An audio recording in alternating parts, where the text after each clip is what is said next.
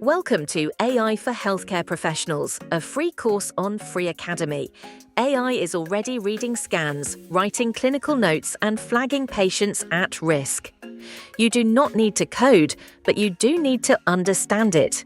This is one of the most useful skills you can build right now. Here is the shift this course is about. On the left, AI treated as a black box, where you accept or reject whatever it says. On the right, AI as a capable but imperfect colleague.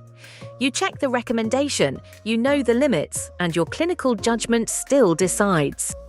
You will cover medical imaging tools, ambient scribes that cut documentation time, predictive models for sepsis and readmission, and drug discovery. You will also learn where AI fails, including bias and missing context. All hands-on, completely free, with a certificate for your resume. Start the free course today at FreeAcademy.ai. Work through real healthcare examples, learn what to trust and what to question, and earn your certificate. No cost, no catch.